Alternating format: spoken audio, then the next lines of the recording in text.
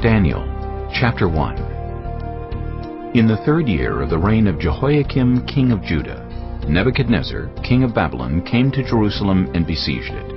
And the Lord delivered Jehoiakim king of Judah into his hand, along with some of the articles from the temple of God.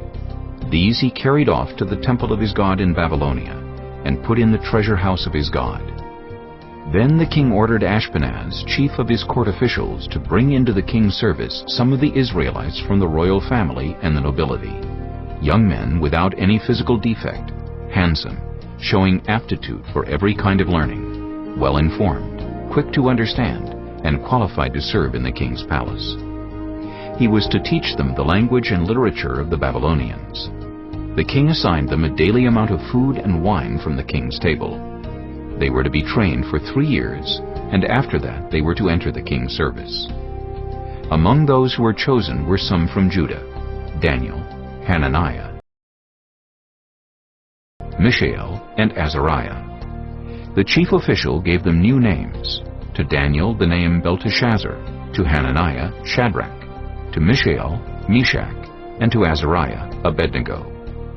But Daniel resolved not to defile himself with the royal food and wine, and he asked the chief official for permission not to defile himself this way.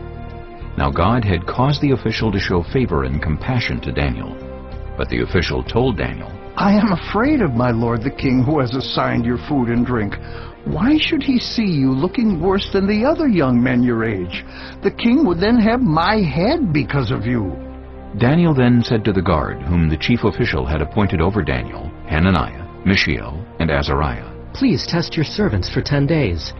Give us nothing but vegetables to eat and water to drink.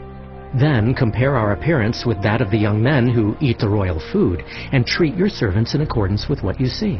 So he agreed to this, and tested them for 10 days. At the end of the 10 days, they looked healthier and better nourished than any of the young men who ate the royal food. So the guard took away their choice food and the wine they were to drink, and gave them vegetables instead.